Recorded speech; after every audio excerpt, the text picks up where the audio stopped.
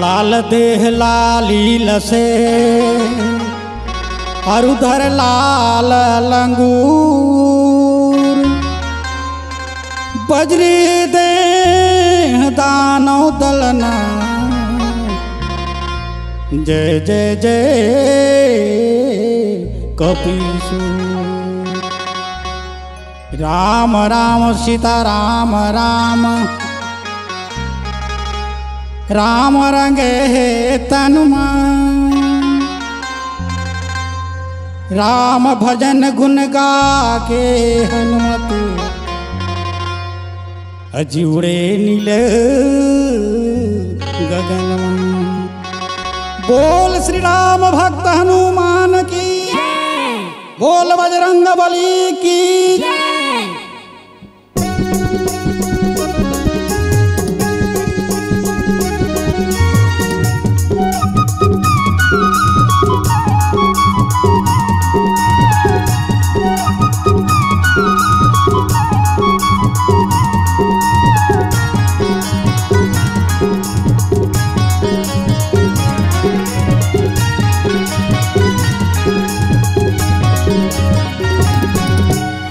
हनुमान के लीला जी जरगे सोन के की लगा, जय सिया राम जय सिया राम। सुन हनुमान के लीला जी जरगे सोन के की लगा, जय सिया राम जय सिया राम। एक समय थी त्रेता युग में भैया रे, एक समय थी त्रेता युग में आए चल चबीला गा। सुन हनुमान के लीला जी जरगे सोन के की लगा, जय सिया राम जय सिया राम। सुन हनुमान के लीला जी जरगे सोन के की लगा, जय सिया राम जय सिया राम।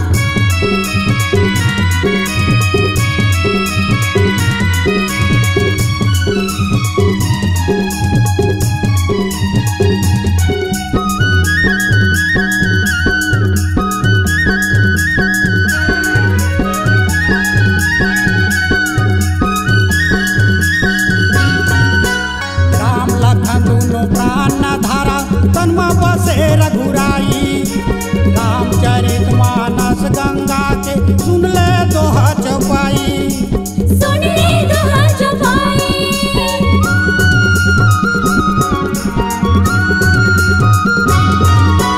राम लखन दोनों प्राण धारा तन में बसे रघुराई, रामचरित मानस गंगा के सुन ले दोहा चौपाई, सुन ले दोहा चौपाई। भटकत राम लपाई भैया रे, वन वन भटकत राम लपाई, महावीर बलबीरा जी। सुन हनुमान के लीला जी जरगे सोन के की लगा, जय सिया राम जय सिया राम। सुन हनुमान के लीला जी जरगे सोन के की लगा, जय सिया राम जय सिया राम।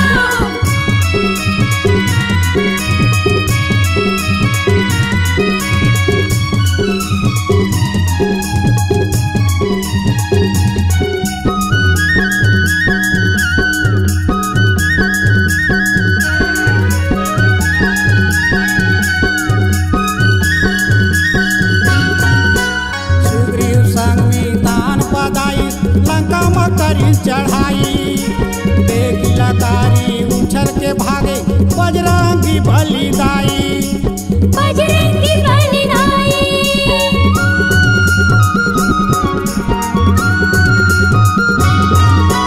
सुग्रीव संग में दान पदाई, लंका में करी चढ़ाई, देख लकारी उछल के भागे, बजरंगी बली दाई, बजरंगी बली दाई।